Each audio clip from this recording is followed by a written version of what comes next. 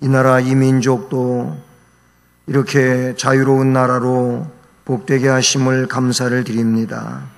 앞으로 더욱 하나님 앞에 영광을 돌리는 귀한 나라요 민족이 되게 하시고, 특별히 세워진 교회와 믿음의 백성들이 하나님의 영광을 위하여 마음을 다하게 하옵소서.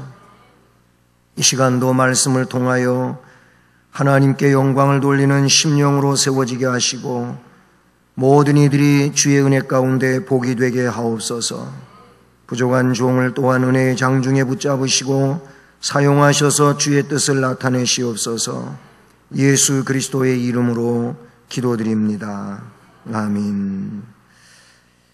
오늘 말씀은 고린도전서 12장 4절 말씀부터 7절까지입니다. 신약성경 278쪽입니다. 고린도전서 12장 4절로 7절까지 말씀을 함께 봉독하시겠습니다. 은사는 여러 가지나 성령은 같고, 직분은 여러 가지나 주는 같으며, 또 사역은 여러 가지나 모든 것을 모든 사람 가운데서 이루시는 하나님은 같으니, 각 사람에게 성령을 나타내심은 유익하게 하려 하심이라. 아멘. 할렐루야. 오늘도 날씨가 또 한결같이 더웠는데 많이 힘드셨죠? 이 예배당 오늘 8월 15일 광복절이어가지고 제가 예배당을 오늘 관리를 해봤습니다. 일찌감치 그리고 에어컨을 틀고 예배당을 시원하게 하느라고 해봤는데, 이게 우리 에어컨의 한계점인 것 같습니다. 그래도 밖에보다는 좀 시원한 거 아니겠습니까? 밖에가 많이 더워요. 어쨌든 귀한 자리에 나오신 여러분 모두에게 또 말씀으로 심령의 단비가 내리기를 주님의 이름으로 축복합니다. 오늘 말씀은 마지막 절 7절에 각 사람에게 성령을 나타내심은 유익하게 하려 하심이라. 유익하게 하시는 성령의 은사. 성령의 은사는 절대로 뭘 해롭게 하는 일은 하나도 없으심을 우리는 기억해야 하고, 성령이 우리를 감동시키시고 역사하시는 모든 것은 우리를 처음부터 끝까지 다 유익하게 하는 것임을 믿습니다. 믿으시죠? 네. 요한복음 14장 26절에서 우리 예수님은 이제 성령의 이 땅에 오심에 대하여 말씀을 해주시면서, 그 성령께서, 보혜사 성령께서 오시면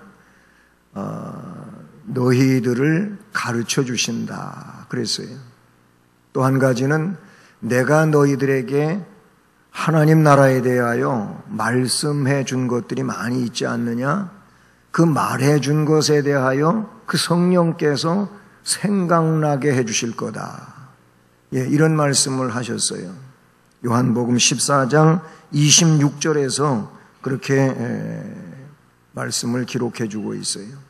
가르쳐 주시고 내가 너희들에게 3년 동안 해준 말들, 그것들 잊혀진 것 있다 할지라도 그것까지도 생각나게 해주실 거다. 할렐루야.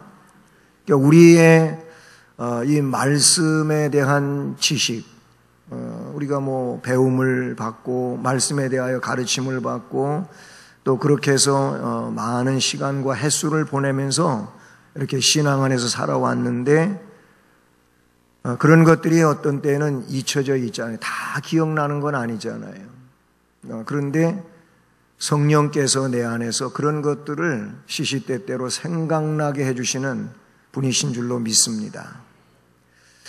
그리고 요한복음 16장 13절에서는 성령이 너희를 진리 가운데로 인도하시리니, 그 성령께서 제자들을 그리고 믿음의 백성들을 진리 가운데로 인도해 주신다.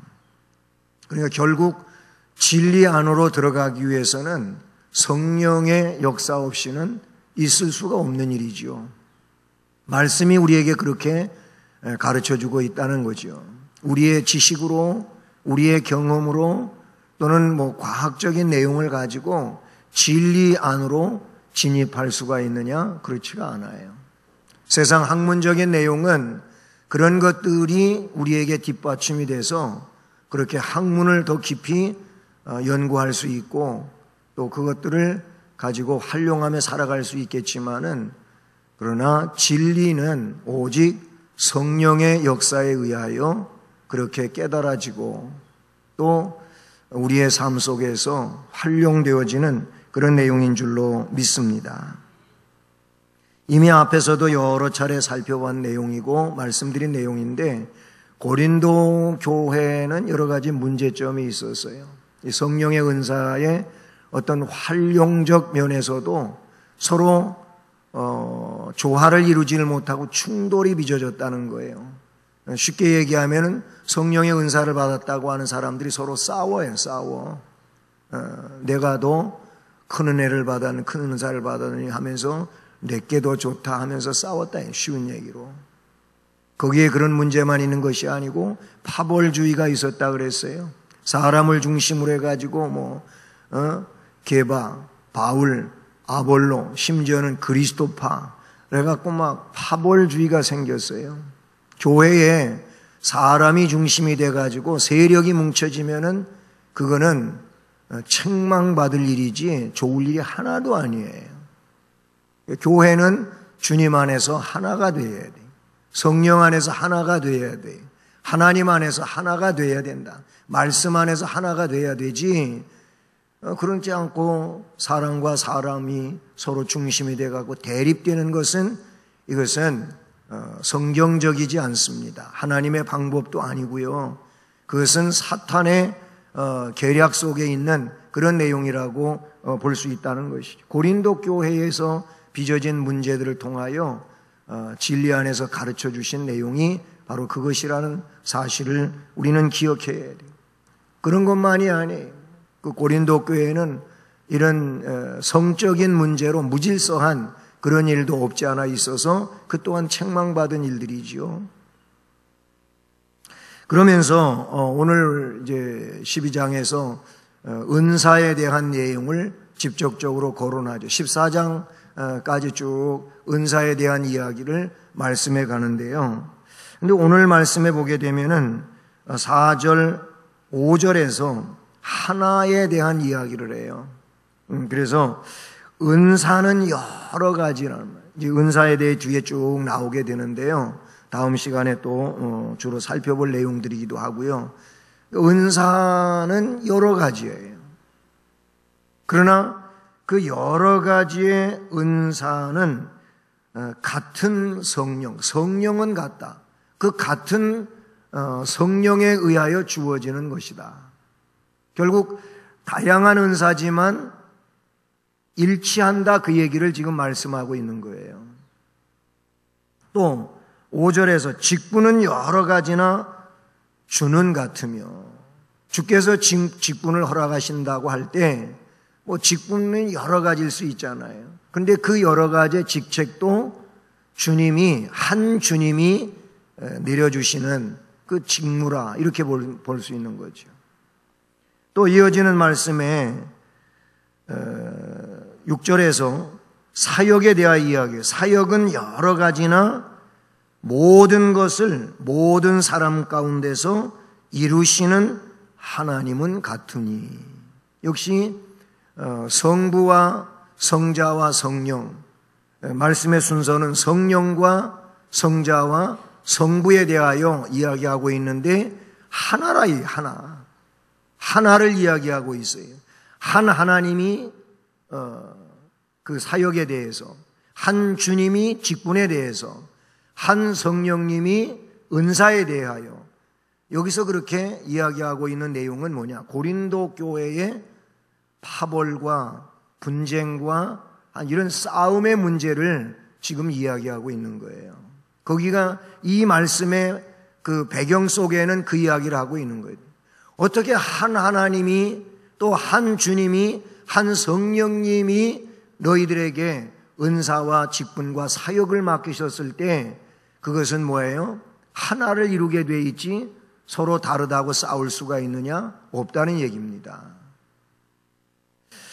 우리는 한 하나님을 아버지로 섬기지요. 한 분밖에 안 계신 주님을, 역시 유일하신 주님을 구세주로 믿지요. 그리고 한 성령님 안에서 그 성령의 역사에 의하여 성령의 일들을 우리가 감당한다, 그런 얘기예요. 왜 그러면 이것이 하나를 못 이루고 결국 은사가 있는데 또 주님이 함께 하는데 하나님이 역사한다고 하는데 왜 분쟁이 있고 싸우느냐? 결국 거기에는 이입돼서는 안 되는, 들어와서는 안 되는 것이 파고 들어와 있는데 그게 뭐냐면은 사람의 사상이라고 하는 거예요. 자기중심이라고 하는 거지요. 그러니까 은사에 대하여도 성령의 주관적인 내용보다는 자꾸 자기 주관적인 것이 거의 개입이 되는 거예요. 한 주님이라고 우리가 고백을 하면서도 그 한 주님의 그 질서 있는 내용을 따르기보다는 자꾸 자기 주장을 펼치고자 하는 이런 내용이 거기에 나타난다, 그 얘기죠. 결국 뭐냐면 하나님 혹은 주님, 성령님이 주관자가 아니면 중심이 아니라 거기에는 그런 것들을 근거하고 있지만 자기가 오히려 더 거기에 대해서 중심에 두고 있는 이런 내용이 된다고 볼 수 있는 것이죠.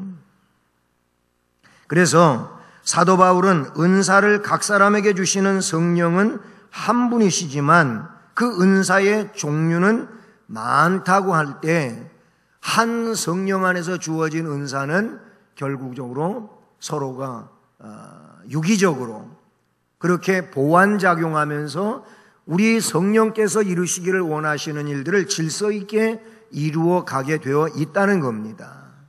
그렇잖아요. 예? 마찬가지 그 내용은 역시 은사만이 그런 것이 아니고 직무에 대해서도 그러하고 사역에 있어서도 그러하다고 볼 수가 있다는 사실이죠. 사도 바울은 그 다양한 은사를 그래서 한 몸의 지체로 보는 얘기가 이제 뒷부분에 가서 이어지고 있는 걸 봐요. 우리 인체에는 몸은 이렇게 하나로 이루어져 있잖아요. 한 몸이잖아요. 이게 뭐 양분되어 있거나 그렇지 않잖아요.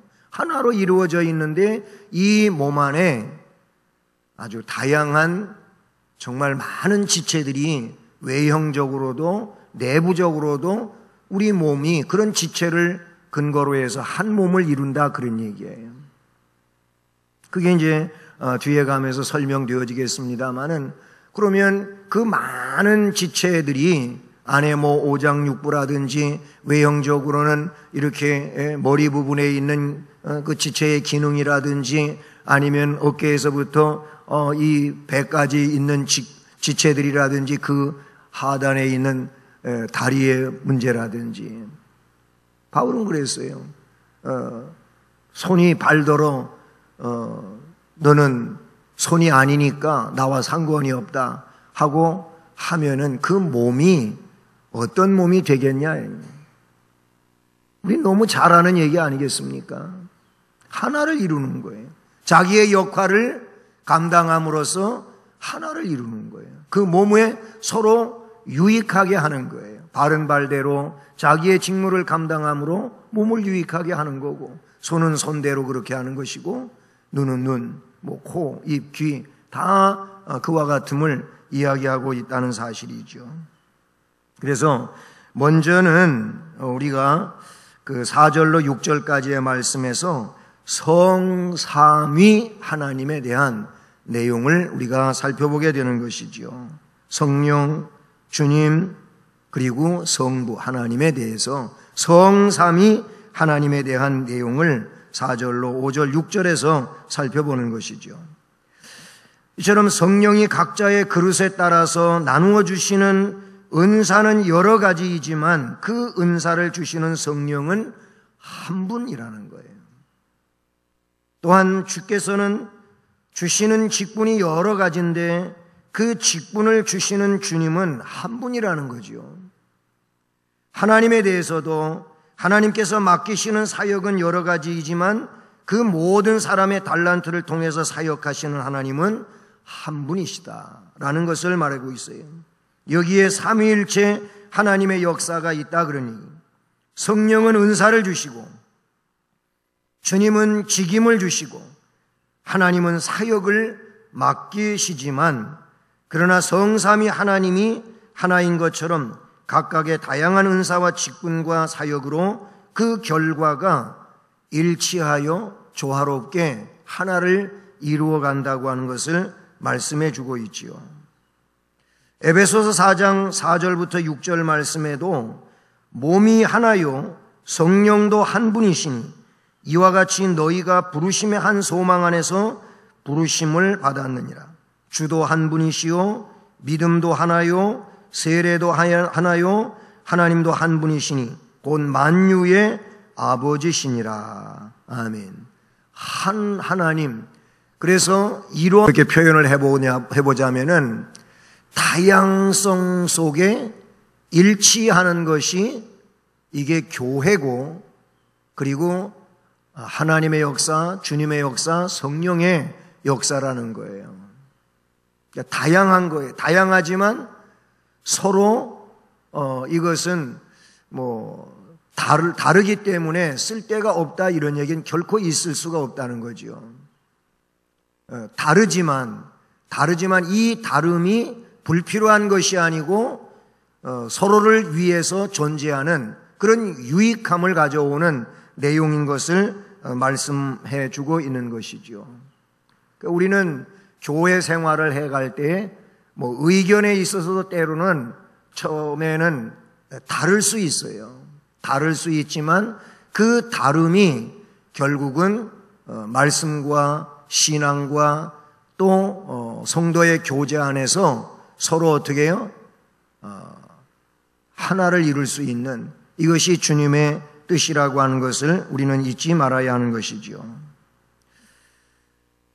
성도 간의 싸움은 그러니까 결코 하나님의 역사일 수가 없습니다. 성령의 은사가 서로 충돌하면서 싸우는 것은 절대로 성령의 역사일 수가 없습니다. 이 말은 곧 성령의 역사는 어느 것이랄지라도 서로를 위하여 유익하게 하는 것이지 그거를 서로 싸우면서 대치해가지고 문제를 만들어내는 것은 결코 성령의 역사일 수가 없다는 것이죠. 이처럼 성도 간의 싸움은 하나님의 역사가 절대 아니며 이것은 사탄의 계략일 것이고 사탄의 역사일 것입니다. 이미 앞에서도 말씀을 드렸지만 그래서 사도 바울은 이 사실을 바로 12장 12절부터 27절까지의 말씀에서 하나의 몸의 많은 지체의 예를 들어서 설명하고 있는 것을 우리가 볼 수 있는 것이죠. 몸에는 많은 다양한 지체들이 함께 하면서 하나를 이루고 있고 그 다양한 지체들이 역할을 감당함으로 건강한 몸을 이루어 가고 있다는 사실이죠. 만약에 그렇지 않다면 그는 역시 질병을 앓을 수밖에 없어요. 우리 많은 지체들 가운데 그 지체가 정상적으로 활동을 못한다라고 한다면 건강한 몸이 아니잖아요. 뭔가 문제가 있게 되는 거잖아요. 그와 마찬가지로 온 몸은 온 하나님의 역사와 은사는 다 자기의 기능을 충실하게 감당할 때 건강한 영혼이 될 수가 있고 건강한 교회가 될 수가 있고 또 우리가 몸으로 이야기할 땐 건강한 몸이 될 수 있다는 사실을 알려주고 있는 것이죠. 삼위 하나님은 그래서 한 하나님이시지만 그 위 가운데 삼위가 계신다 라고 이야기하고 있어요. 그러면서 권능과 영광은 동등이시라. 이렇게 서로 차등이 있고 그래서 어떤 성부는 군주적이고 성자와 성령은 심부름꾼처럼 그렇게 취급하는 여호와의 증인의 교리와는 다르다 그런 얘기예요. 여호와 증인들은 여호와만 절대자고 그분만이 만군의 주예요. 그리고 예수나 성령은 그 하나님을 여호와를 위해서 존재하는 어떤 비서 혹은 심부름꾼처럼 그렇게 성경을 해석한다. 삼위일체를 부정한다 그 얘기예요. 그러나 분명하게 전통적인 신앙 고백과 그리고 교리는 하나님은 한 분이시지만 그 하나님 가운데 삼위가 계시고 삼위가 계시지만 권능과 영광은 동등하시다. 이런 내용은 빌립보서에도 나오잖아요. 그렇죠? 예수님이 이 땅에 하나님과 동등하신 분이지만 그 동등됨으로 여기지 않고 종의 몸을 비워 종처럼 이 땅에 오신 거예요. 죄는 없으시지만 종처럼 오셔서 우리의 죄를 담당하셨다는 거예요. 그래서 구속사업을 이루셨어요. 그래서 성부께서 그 성자를 최고의 자리에 높여주시는 내용에 대하여 말씀하고 있는 것이죠. 동등하신 분이에요. 조금도 어떤 경중의 차이가 없이 똑같은 분이라 그러니 삼위는 그런 거예요. 그렇게 한 하나님이시고 그리고 하나로 역사하시는데 거기에 뭔가 다름이 있다면은 이것은 같은 주가 아닐 것이며 같은 성령이 아닐 것이며 같은 하나님의 역사가 아닐 수밖에 없다. 그런 논리가 되는 것이지요. 그러면은 오늘 말씀 마지막 절인 7절에서 이렇게 성삼위 하나님이 우리에게 역사를 하실 때 그러면 그 7절은 성령과 관계하여 말씀하고 있는데 각 사람에게 성령께서 다양한 은사를 주시잖아요. 근데 그 목적이 뭡니까? 성령의 이렇게 다양함을 나타내심은 결국은 유익하게 하려 하심이라. 아멘. 로마서 8장 28절 말씀을 우리가 잘 알지요. 하나님의 뜻대로 부르심을 입은 자들에게는 모든 것이 어떻게 해요? 합력하여 선을 이루느니라. 아멘. 하나님은 합력하여 선을 이루시는 분이시지 그 어떤 것도 그 내용이 잘못되게 해서 그것이 선이 되지 못하게 하는 이런 일이 되게 하시는 하나님이 결코 아니라는 것이죠. 그렇습니다. 성령의 역사는 오늘 그 로마서 8장 26절과 27절에서 뭘 먼저 말씀하고 28절로 넘어가냐면 즉 하나님의 역사, 하나님은 그 부르신 자들에게 합력하여 선을 이룬다고 하는 이 이야기에 앞서서 26절, 27절에서 성령이 우리를 위하여 탄식하며 빌어주신다는 거예요. 그리고 27절 말씀에서는 뭘 이야기하고 있습니까? 마음을 살피시는 이가 성령의 생각을 아시나니 이는 성령이 하나님의 뜻대로 성도들을 위하여 간구하심이라 하고 28절에 넘어가서 하나님의 사랑하는 자 그의 뜻대로 부르심을 입은 자들에게는 모든 것이 합력하여 선을 이룬다 이렇게 되어 있어요. 결국 이 말씀은 뭐예요? 성령께서 이와 같이 역사하시는 것은 결국 합력하여 선을 이루게 하신다고 하는 이런 내용에 대하여 우리가 생각하게 되는 것이지요. 그러므로 성부와 성자와 성령은 결국 하나를 이루기 위해서 유익하게 위해서 선을 이루어가기 위하여 합력하여 선을 이루기 위해서 아름다운 조직을 이루고 계신다는 거지요. 여러분 잘못된 조직은 그 어느 것이든 간에 결과적으로 빚어내고 있는 일들이 뭡니까? 해로움이라고 볼 수가 있어요. 잘못된 조직에서 일어나고 있는 일들은 다 그 결과는 해로움이라 그런 얘기예요. 그러나 아름다운 조직, 좋은 조직, 꼭 필요한 조직 이러한 조직이 이루어내는 일들은 아름다운 거예요. 모든 게 그렇잖아요. 우리가 교회 안에서 어떤 작은 그룹, 아니면 공동체, 아니면 또 어떤 스터디 하는 이런 그룹이라든지 이런 것들이 주의 영광을 위하여, 교회 유익을 위하여 조직된 이런 소그룹이라고 할 때에는 거기에서 만들어지는 것은 하나님의 영광인 것이지요. 그런데 그런 목적 하에 있지 아니하게 되면 자꾸 거기에 뭐가 이렇게 개입되게 되냐면은 결국 하나님의 영광보다는 사람의 뜻이 혹은 그 세력이 개입이 돼서 문제가 일어날 수밖에 없다고 하는 것이지요. 말씀에 있는 것처럼 각 사람에게 성령을 나타내 주시는 것은 유익하게 하려 하심이라. 아멘. 그렇습니다. 성령께서 각 사람에게 은사를 주신 목적은요, 각 사람을 유익하게 하면서 나아가서는 교회 전체를 유익하게 하기 위하여 허락해 주신 내용인 줄로 믿습니다. 결코 은사를 개인의 믿음의 허영과 자랑거리로 주신 것은 아닌 것이지요.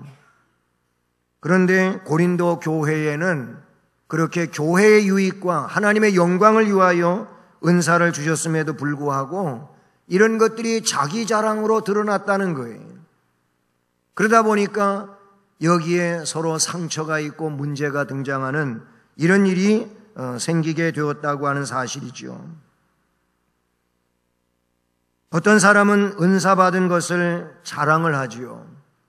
은사를 받은 것에 대한 자랑은 할 일이 아니고 주를 위하여 사용하면 되는 겁니다. 우리 한국 교회도 은사가 한참 강력하게 활동하던 1970, 80년대 이때에 은사를 자랑하다가 교만해가지고 뒤집어진 자들이 너무 많아요. 실제로 그런 이들이 있습니다. 무슨 예언의 은사를 받아가지고 아니면 어떤 신유의 은사를 받아가지고 이런 것들을 그냥 주께서 주신 것이고 주께서 우리에게 값없이 주신 것이니까 우리도 그것을 값없이 사용해야 되는데 그렇지 않은 이들이 꽤 있었어요. 결국 이것은 하나님의 뜻이 아닌 것이죠.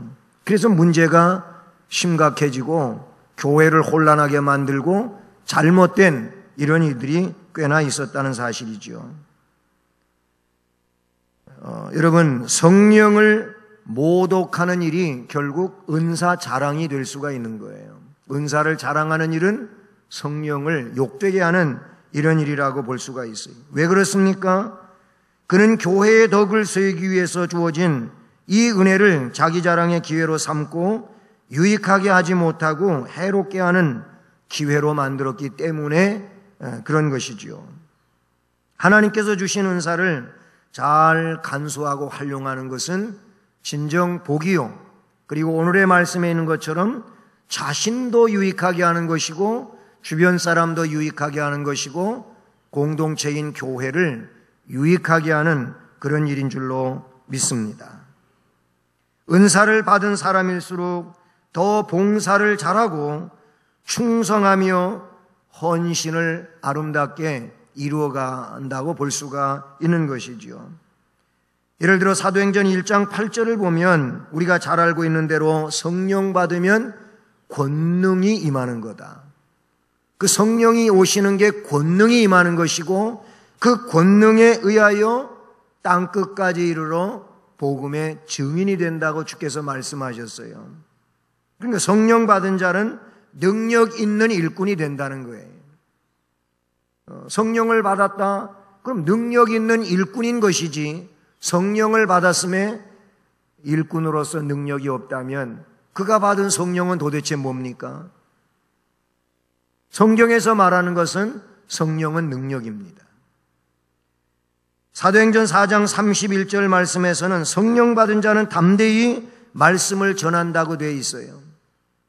갇히고 또 석방되고 그리고 어려움 당하고 주의 제자로서 그런 일 당하는 것은 당연한 일 당하는 것으로 알고 기쁨으로 나가서 말씀을 담대히 전했다고 사도행전 4장 31절에서 말씀해 주고 있는 것이죠. 또한 성령 받은 자는 환난 중에도 기뻐한다고 사도행전 5장 41절에 기록하고 있어요. 환난이 오면 그 환난 때문에 근심하고 낙심하고 주저앉고 좌절하는 이런 일이 아니고 성령 받은 자는 환난을 뚫고 나가는 거예요. 환난을 물리치고 나아가는 자인 줄로 믿습니다. 그것을 주께서 성령 받은 자들을 통하여 나타내 주신 일이라고 볼 수가 있어요. 그런가 하면 사도행전 6장 3절부터 10절까지의 직분 받는 것과 관계해서 말씀해 주고 있는데, 성령 받은 자는 훌륭한 직분자가 된다는 거예요. 성령을 받았기 때문에 그 성령의 역사에 의하여 훌륭한 직분자가 된다는 겁니다. 그래서 형제들아, 너희 가운데서 성령과 지혜가 충만하여 칭찬받는 사람 7을 택하라 그랬어요. 성령 받은 사람, 성령과 지혜가 충만하여서 칭찬받는 사람을 선택하라. 그래서 집사를 세우겠다고 이야기하고 있어요. 거기서 뽑혀진 사람 7에게 안수를 했어요. 사도들 앞에 세워 사도들이 기도하고 그들에게 안수를 했다고 했고, 그런 이들 때문에 하나님의 말씀이 점점 흥왕하여 예루살렘에 있는 제자의 수가 더 심히 많아지고 허다한 제사장의 무리도 이 도에 복종한다.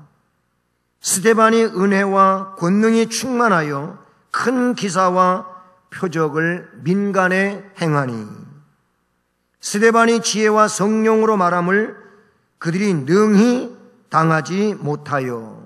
이게 사도행전 6장에 나와 있는 성령 받은 자로서 훌륭하게 직분을 감당하고 있는 모습에 대하여 말씀해 주고 있는 것이죠. 사랑하는 성도 여러분, 우리는 성삼위 하나님으로부터 은사와 직분과 사역을 받은 자들인 줄로 믿습니다. 은사와 직분과 사역을 성도와 교회를 위해서 유익하게 하라고 주셨으니, 우리가 가지고 있는 은사와 직분과 사역을 통하여 교회를 유익하게 하며 성도를 유익하게 할 수 있는 자 되기를 바랍니다. 절대로 공동체의 지체를 내가 가지고 있는 은사와 직분과 사역으로 상처를 주거나 그들을 아프게 만드는 이런 일을 하지 않기를 바라는 겁니다. 성령의 사람이기 때문에 그런 것이지요. 그러므로 우리는 은사와 직분과 사역을 감당함으로 교회를 유익하게 하고 성도들을 유익하게 하면서 하나님 앞에 영광을 돌릴 수 있기를 바랍니다. 우리 그 뒤에 말씀 뒤에 14장 마지막 절을 한번 보십시오. 은사에 대하여 이제 결론을 내리는 내용에 있어서 나온 얘기인데요. 40절입니다. 40절 같이 읽어보겠습니다. 모든 것을 품위 있게 하고 질서 있게 하라. 아멘. 이게 결론입니다. 우리가 주께로부터 받은 은사 혹은 직분, 사역을 감당하는데 정말 품위가 있어야 됩니다. 품위가 떨어지지 않기를 바랍니다. 그리고 질서가 있어야 됩니다. 이게 하나님의 뜻입니다. 바울 사도를 통하여 그 시대의 지도자들에게 혹은 오늘 우리에게 주시는 말씀은, 우리가 성도로서 생활을 해갈 때, 직분자로 생활을 해갈 때, 또는 은사와 사역을 받은 자로서 그렇게 사명을 감당해 나갈 때 모든 것을 품위 있게 합시다. 그리고 질서 있게 합시다. 그러면 우리 하나님의 영광을 받으실 것이고, 그 심령과 그 교회는 진정 주님이 보시기에 아름다운 교회일 것이며, 그리고 주변에 그리스도의 복음을 증언하는데 복된 역사를 이루어가게 될 줄로 믿습니다. 다양한 은사이지만 조화를 잘 이룰 수 있기를 바랍니다. 그리고 유익을 주는 이 삶을 살아가기를 바랍니다. 능력이 있는 일꾼, 담대히 말씀을 선포하는 주의 일꾼, 환난 중에도 승리하고 훌륭하게 직분을 감당하는 주의 백성들로서 우리가 쓰여지며 하나님께 영광을 돌릴 수 있기를 축복합니다. 사랑의 하나님 아버지, 감사를 드립니다. 오늘도 성전에 모이게 하시고 우리를 유익하게 하시려고 은사를 주셨습니다.